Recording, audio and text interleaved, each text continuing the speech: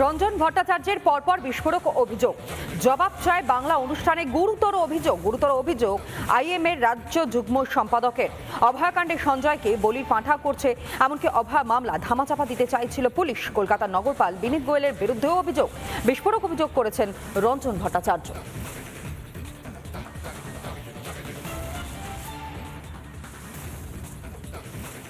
9/8/2024 যেদিন এই দুর্ঘটনাটা ঘটে সেই দিন রাত্রেবেলা, কারণ আমাদের লোকও কিন্তু ওদের লবিতে আছে, সেই তাদের বিশ্বস্ত সূত্র থেকে আমরা জানতে পেরেছি সেদিন রাত্রিবেলা যে ওয়েস্ট বেঙ্গল মেডিকেল কাউন্সিলের তার যেসব প্রভাবশালী লোকজন, ডক্টর সুশান্ত রায়, ডক্টর বিরূপাক্ষ বিশ্বাস, ডক্টর তাপস চক্রবর্তী এবং বর্ধমানের ডক্টর সুব্রত সেন এরা ছিলেন, তখন তারা ডক্টর তাপস চক্রবর্তী মালদার তিনি নাকি বলেছিলেন যে আমাদের কাছে কোনো চিন্তা করিস না, বিনীত গোয়েল ইজ ভেরি কনফিডেন্ট, আমাদের নগরপাল এত কনফিডেন্ট যে এটা কোনো ব্যাপার হবে না, এটাতে ওই সঞ্জয় রায়কে অ্যারেস্ট করা হবে আর কারো কোনো কিছু হবে না। দ্বিতীয়ত আপনি বলছেন এই তাপস চক্রবর্তীকে যে বলেছিলেন যে কমিশনার আমাদের কনফিডেন্সে আছে।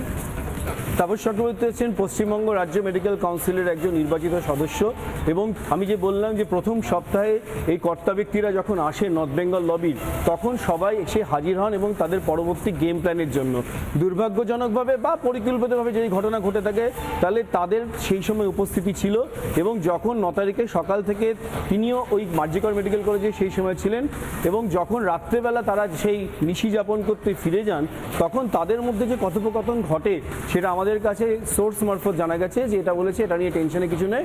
ডক্টর বিনীত গোয়েল বড় খবর, সেমিনার রুমে অপরাধস্থলে লাল জামা পরা ওই ব্যক্তি কে, এবং এক ব্যক্তিকে একেবারে স্পষ্ট তার উপস্থিতিও নজরে পড়ে, আর তাকে ঘিরেই যত বিতর্ক এই মুহূর্তে তার সামনে আসছে। এসএসকেএম-এর চিকিৎসক সন্দীপ ঘোষ ঘনিষ্ঠ অভিজ্ঞদের কীর্তিও সন্দীপের থেকে কিছু কম নয়। বর্ধমান মেডিকেল কলেজের লালবাবু নামে পরিচিত হচ্ছে এই অভিজ্ঞে। তারপর শুধু এমবিবিএস হয়েই তিনি রেসিডেন্সিয়াল মেডিকেল অফিসার কাম ক্লিনিক্যাল টিউটর এই পোস্টে বর্ধমান মেডিকেল কলেজে জয়েন করেন। এখান থেকেই শুরু হয় কিন্তু এই ছড়ি ঘোরানোর খেলা। সারা রাজ্যে সবকটা মেডিকেল কলেজ এবং আমাদের যে স্বাস্থ্য ব্যবস্থা সেখানে যে সিন্ডিকেট রাজ চালাচ্ছে সন্দীপ ঘোষের স্যাঙাতরা, তার অন্যতম পান্ডা হচ্ছে এই অভিজ্ঞে।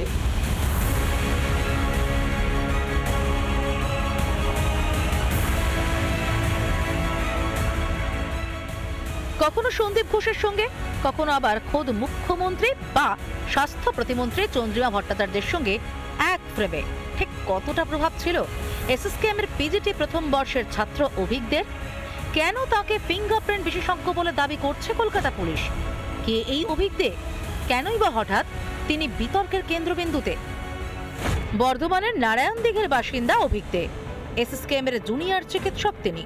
কাজ করেছেন বর্ধমান মেডিকেলেও, পশ্চিমবঙ্গ মেডিকেল কাউন্সিলের সদস্য, উত্তরবঙ্গ লবির অন্যতম সদস্য, টিএমসিপি মেডিকেল সেলের প্রাক্তন সদস্য অভিক। এই অভিজ্ঞে সন্দীপ ঘনিষ্ঠ বলেই পরিচিত। অভয়ার দেহ উদ্ধারের সময় সেমিনার রুমে দেখতে পাওয়া গিয়েছে এই অভিজ্ঞকেই। যেমন গুরু তেমন শিষ্য, সন্দীপের মতোই একাধিক কুকীর্তির নজির রয়েছে অভিজ্ঞদের নামেও। তার ছড়ি বিস্তার করতে থাকে বিভিন্ন মেডিকেল কলেজে, এবং নতুন মেডিকেল কলেজগুলোতে পঠন পাঠন করে উঠে যায়। এই অভিজ্ঞদের সিন্ডিকেটের সাথে যদি না হাত মেলায় তাহলে প্রশ্নপত্র ফাঁস হবে না। আন্ডার গ্রাজুয়েট লেভেলে এই যে প্রশ্নপত্র ফাঁস, প্রতি পেপার পিছু এরা 20,000 টাকা করে অবধি কিন্তু তুলতে। পছন্দসই লোকদের হাউস স্টাফশিপ করানোর জন্য কিন্তু শোনা যায় 30,000 টাকা পর্যন্ত কিন্তু অভিজ্ঞদের বিরূপাক্ষ বিশ্বাসের এই যে থ্রেড সিন্ডিকেট তারা কাজ করত। সর্বস্তরে দুর্নীতি করেছে। এই দুর্নীতির সিন্ডিকেটে আরও কারা রয়েছেন? হাটে হাড়ি ভাঙলেন চিকিৎসকদের সংগঠনের সদস্য তাপস বিশ্বাস। এরা ডিকটেট করতো কে কোথায় ট্রান্সফার হবে, কে কোথায় আসবে। মানে দে বিকেম সো পাওয়ারফুল। আপনি চিন্তা করুন কত পাওয়ারফুল হয়ে গেল এরা। যতক্ষণ না এই সিন্ডিকেট, এই কার্টেলটাকে ডিসম্যান্টল করা যাবে ততক্ষণ কিচ্ছু হবে না। অভয় ধর্ষণ ও খুনের ঘটনায় যেন মৌচাকে ঢিল পড়েছে। উঠে আসছে একের পর এক চমকে দেওয়ার মতো তথ্য। রাজ্যের মেডিকেল কলেজগুলি কিভাবে দুর্নীতির আঁতুড়ঘর হয়ে উঠেছে তারই আরও একটা উদাহরণ হয়ে থাকলেন অভিজ্ঞ। রিপাবলিক বাংলা। গত 9ই আগস্টে যে ঘটনা ঘটে গিয়েছে আরজিকর মেডিকেল কলেজ হাসপাতালে, তারপর বহু প্রশ্ন এবং তার উত্তর সামনে এখনো পর্যন্ত আসছে না, কিন্তু তা খোঁজবার চেষ্টা চালিয়ে চলেছেন প্রত্যেকে। এই যেমন আরজিকরের অভিশপ্ত সেমিনার রুম, যেই সেমিনার রুমে এসএসকেএম এর জুনিয়র ডাক্তার অভিকদের উপস্থিতি নজরে পড়ে। অপরাধস্থলে বহিরাগত চিকিৎসক এলো কিভাবে? ছবি ভাইরাল হতেই অভিককে ফিঙ্গারপ্রিন্ট এক্সপার্ট বলে সাফাই লালবাজারে। আর এদিকে এসএসকেএম এর একজন post graduate trainee fingerprint expert হলেন কিভাবে, অর্থাৎ বিশেষজ্ঞ হলেন কিভাবে? বড় কিছু ধামাচাপা দেওয়ার চেষ্টা কলকাতা পুলিশের। আমি আপনাদের বলছি যে কর্ডনের ভেতরে এমন কেউ ছিল না যার ওইখানে উপস্থিত থাকা উচিত ছিল না। 12 ঘন্টাও টিকলো না কলকাতা পুলিশের দাবি। লালবাজারের তরফে অভিজ্ঞকে ফিঙ্গারপ্রিন্ট বিশেষজ্ঞ বলে দাবি করা হয়। আসলে অভিজ্ঞে এসএসকেএম এর একজন জুনিয়র চিকিৎসক। অভিজ্ঞের বিরুদ্ধে বিস্ফোরক সব তথ্য সামনে আসছে। আমি আমাদের মেডিকেলের পঠন পাঠনে কোনোদিন শুনিনি যে কিভাবে একজন রেডিও ডায়াগনোসিসের আরএমও বা শল্য চিকিৎসার যিনি পিজিটি, তিনি কিভাবে হঠাৎ ফিঙ্গারপ্রিন্ট এক্সপার্ট হয়ে যাবে। কোনোভাবেই ফরেন্সিক এক্সপার্টের বা ফিঙ্গারপ্রিন্ট এক্সপার্টের পর্যায়ে কিন্তু অভিজ্ঞ পড়ে না। অভিজ্ঞ হিসেবে চিনি, কিন্তু এর থেকে বেশি আর কিছু জানি না। আচ্ছা, অভিজ্ঞ কি করে, মানে কি হিসেবে চেনো তোমরা তাকে? এমনি শুনেছি কলেজের সিনিয়র অন্য। হ্যাঁ।